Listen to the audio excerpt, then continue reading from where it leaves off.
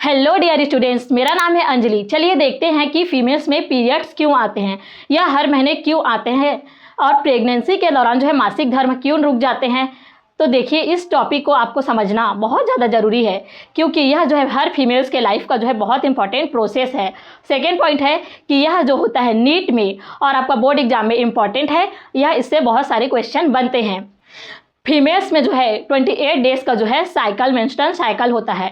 इसे समझने से पहले चलिए हम लोग देखते हैं फीमेल का रिप्रोडक्टिव ऑर्गन को समझना जरूरी है क्योंकि इसके बिना आप पीरियड्स को नहीं समझ सकते हैं। तो देखिए, फीमेल्स में ये दो पाइप की जैसे पाइप होता है जिसे फैलोपियन ट्यूब, अंडवाहिनी कहते हैं। यहाँ पर जो होता है आपका एग और स्पर्म, अंडाणु और शुक्राणु जो है मिलते हैं, ठीक है। यहीं पर जो है फर्टिलाइजेशन होता है।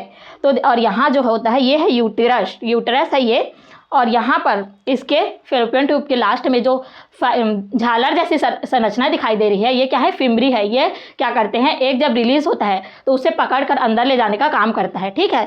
ये जो गोल गोल स्ट्रक्चर दिखाई दे रहा है, ये है ओवरी है जो हर फीमेल्स में 1 पेयर पाया जाता है। और ये क्या है? प्राइमरी सेक्स ऑर्गन है।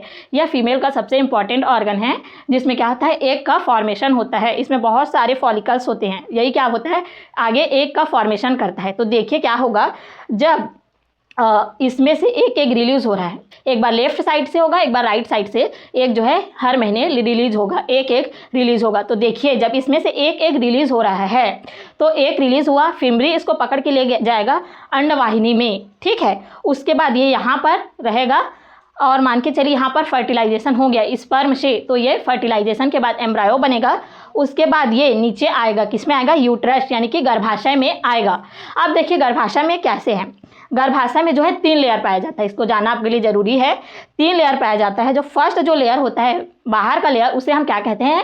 Perimetrium layer. बीच वाले लेयर को कहते हैं मायोमेट्रियम और अंदर के लेयर को कहते हैं एंडोमेट्रियम। इससे आपके बहुत सारे सवाल बनते हैं कि सिजेरियन ऑपरेशन के टाइम सबसे पहले कौन सा लेयर काटा जाता है, तो कौन सा? पेरीमेट्रियम। मायोमेट्रियम जो होता है उसका कार्य होता है संकुचन यानी कि कॉन्ट्रैक्शन करना। प्रसव यानी कि डिलीवरी के टाइम जो है दर्द आता है, वो ये मायोमेट्रियम के संकुचन यानी कि कॉन्ट्रैक्शन से ही आता है। तो ये भी सवाल आता है। उसके बाद जो ये एंडोमेट्रियम होता है, यह क्या करता है, ये जो एम्ब्रायो होता है उसको यह पोषण देता है और इसको डेवलप करता है।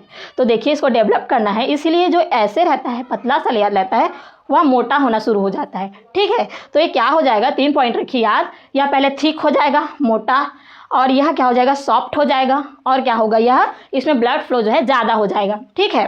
तो अब यहाँ पर एग जो है आया तो इसका पोषण करेगा, ठीक है, सॉफ्ट होकर। चलिए अब देखते हैं कि एग में किसी भी प्रकार का स्पर्म नहीं आया है, शुक्राणु नहीं आया है, तो यह फर्टिलाइजेशन नहीं हुआ। तो यह आएगा यूट्रस में, गर्भाशय में आएगा और यह एंडोमेट्रियम के पास जाएगा। तो यहाँ पर कोई भी शिशु नहीं डेवलप करना है, बेबी नहीं बनाना है, तो क्या बोलते हैं, यह किसी काम का नहीं रह जाएगा। एंडोमेट्रियम का कोई काम नहीं रहेगा और एग का भी कोई काम नहीं रहेगा। तो एग जो होता है वह 48 से 72 घंटे के अंदर डेड हो जाएगा, ठीक है, डेड हो जाएगा। तो अब ये सारा जो डेड है, ये एंडोमेट्रियम भी डेड होने लगेगा, उसका काम नहीं है तो वो भी डेड हो जाएगा। अब इसे बॉडी को बाहर निकालना है, इस सारे डेड सेल्स को। तो बॉडी सब सेल्स को इकट्ठा करेगा और वजाइना के थ्रू यह ब्लड के फॉर्म में जो है बाहर आएगा। यही आपका है पीरियड्स। यह 1 से जो है 4 दिनों तक आपका बॉडी से बाहर आते रहेगा, तो ठीक है। और यह सारा काम को कौन करता है? हार्मोन्स करते हैं।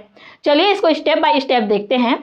तो आपका मेंस्ट्रुएशन साइकिल का डेफिनेशन है कि ये रहा आपका डेफिनेशन, और इसमें 4 हार्मोन्स जो होते हैं वे इसमें इंपॉर्टेंट रोल प्ले करते हैं। देखिए नाम क्या है, फर्स्ट है आपका FSH, सेकेंड है LH और है एस्ट्रोजन और प्रोजेस्टेरॉन।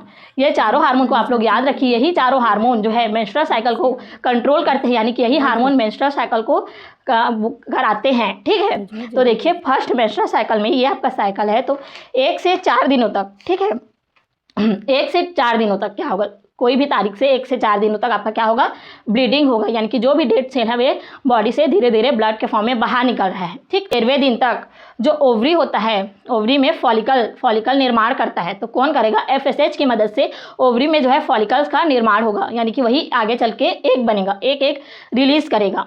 ओवरी फॉलिकल का निर्माण कर रहा है और जो यूट्रस है वे आपका क्या कर रहे हैं, वो जो है रिपेयर हो रहा है, मरम्मत हो रहा है, एंडोमेट्रियम फिर से बन रहा है, फिर से नया एंडोमेट्रियम बन रहा है।